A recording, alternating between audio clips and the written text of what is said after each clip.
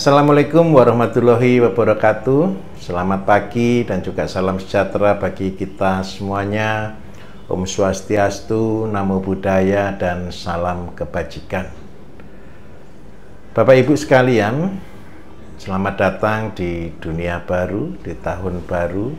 Jikalau hari ini kita memasuki satu fase perubahan yang akan betul-betul mengubah hidup kita, mengubah satu konsep berpikir, mengubah satu cara pandang yang baru tentang hal-hal ke depan yang luar biasa. Kita memasuki di bulan Muharram, kalau di dalam bahasa Jawa kita menyebutnya di bulan Suro, di mana fase-fase perubahan itu akan mengalami satu lompatan-lompatan tertentu. Kenapa kita harus mempersiapkan kondisi kita di tahun yang baru ini? Yang pertama, kita akan melihat percepatan-percepatan luar biasa, baik di sektor kesehatan, baik di sektor ekonomi, ataupun juga di sektor sosial. Di sektor kesehatan, Bapak Ibu, percayalah dengan perubahan siklus ekonomi, perubahan siklus cuaca, mempengaruhi tingkat stres, mempengaruhi tingkat berpikir, sehingga akan memberikan dampak munculnya penyakit-penyakit baru yang luar biasa. Hal ini dipicu oleh beberapa faktor, bukan karena faktor psikis saja, tetapi juga faktor sosial sangat mempengaruhi. Sehingga banyak orang mulai berpikir secara pendek, banyak orang selalu berpikir secara simpel, yang menyebabkan mulai berubahnya semuanya. Kalau kita ingat dari tahun COVID, tahun 2019 hingga hari ini, berarti kita sudah masuk di fase tahun yang kelima. Tahun yang kelima itu berarti genapnya suatu komitmen, suatu perubahan itu. Maka kita akan melihat tahun-tahun ini, yang pertama, orang-orang akan betul-betul berubah hampir 180 derajat dari 5 tahun yang lalu. Baik itu pola makan, baik itu pola hidup.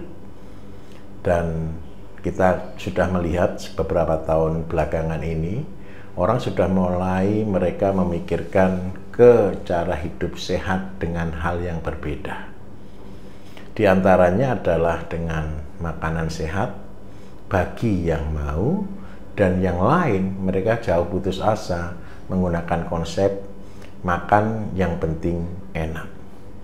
Dari sini akan muncul dua gap yang luar biasa.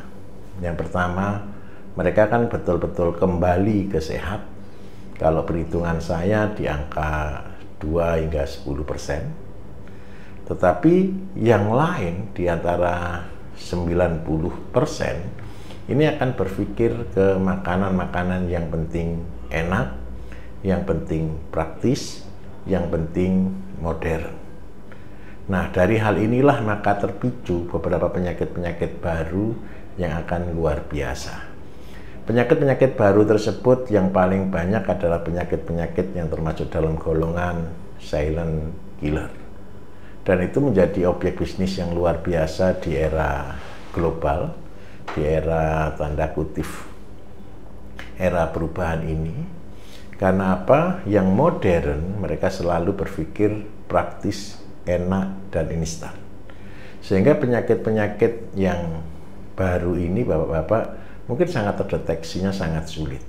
Tetapi penyakit ini akan mudah dirasakan. Yang paling banyak adalah yang menyerang ke tulang seperti asam urat, tetapi bukan asam urat yang sebenarnya, yang kita sudah mulai terkenal autoimun rakitis, sudah mulai menjangkit anak-anak muda yang hobinya main di handphone, yang praktis tidak pernah keluar rumah, hampir tidak pernah terkena matahari, sehingga persendian-persendian sudah mulai kaku, tangan-tangan, jari-jari sudah mulai sulit digerakkan. Karena apa? Mereka takut dengan matahari, kekurangan provitamin D, dan gaya hidup mereka juga sudah hampir tidak pernah olahraga dan sebagainya. Kemudian yang kedua, penyakit yang lebih parah lagi yang akan seringkali muncul adalah autoimun. Kasus-kasus alergi, kasus-kasus diabetes, kasus-kasus gagal ginjal, dan kasus-kasus yang menyertai kerusakan organ secara permanen dari usia dini yang disebabkan karena pola makan dan pola hidup yang salah. Sebenarnya menurut kami tidak ada cara lain untuk kita bisa mengobati semuanya itu dengan harus berubah back to basic. Apakah back to basic? Dan saya melihat kegerakan ini ke depan juga akan menjadi primadona, yaitu orang-orang yang 10% yang senang mulai berpikir untuk bertani organik, makan sayur organik, makan buah organik yang diciptakan sendiri.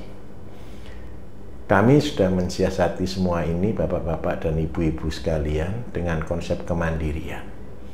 Jikalau kesehatan kita tergantung kepada apapun juga, maka hal itu akan membuat kita pun akan tergantung dan kita tidak akan bisa sehat 100%.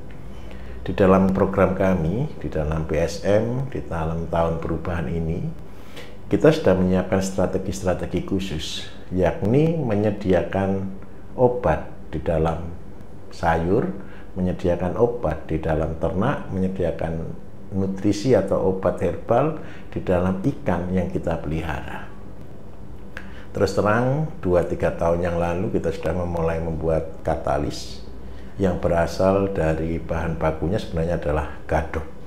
Gadok sumber waras adalah produk yang kami buat dan kami meneliti beberapa kasus dan itu yang kita masukkan di dalam proses pembuatan pupuk. Sehingga apa? Semua sayur, semua buah, semua ternak yang kita beri gadok di dalamnya, tanamannya juga sehat. Tetapi efek yang luar biasa adalah pasien-pasien jauh lebih sehat hanya dengan mengkonsumsi sayur, ikan, telur, ayam, dan buah-buahan. Dari sana kita melihat satu perubahan yang luar biasa. Kemudian memang ada beberapa orang yang bertanya, loh Pak, kalau seandainya saya tidak bisa bertani, seandainya saya tidak punya lahan, seandainya saya tidak punya tempat untuk menanam, untuk membuat ternak dan sebagainya, apakah kita akan terkendala? Kita sudah menyiapkan, minta maaf, per kemarin kita sudah menyiapkan mungkin lebih dari 1.000 pasukan yang kita kebetulan alhamdulillah dari seluruh Indonesia sudah pernah datang. Dan mereka semua yang kita harapkan ke depan akan menjadi pionir-pionir di daerah masing-masing sebagai pemimpin yang memberi contoh, yang memberi teladan bagaimana bertani secara sehat. Kemudian yang kedua, kalau untuk perkotaan, karena mereka dapatkan sayur dan sebagainya susah, memang untuk saat ini, sampai hari ini, seandainya Bapak Ibu berkenan, boleh mencoba mengkonsumsi gadok sumber waras sebagai preventif, pencegahan. Jangan sampai kita sakit. Istilah mengatakan sedia payung sebelum hujan. Karena apa? Penyakit-penyakit yang baru yang kita sebut dengan silent killer sebenarnya adalah penyakit-penyakit yang tidak ada obatnya. Usaha terbaik adalah mencegah jangan sampai sakit. Kita punya gerakan nasional yang kita sebut dengan nama Gerakan Dilarang Sakit. Gerakan Dilarang Sakit ini adalah goal utama kami di dalam PSM, Bayi Sehat Mandiri, supaya kita bisa sehat tanpa obat. Bersama PSM dan Gadok Sumber Waras, kita sedang membuat satu perubahan untuk menjadikan setiap manusia bisa sehat tanpa obat. Salam sehat, salam kuat, dan salam mandiri bersama Bayu Sehat Mandiri.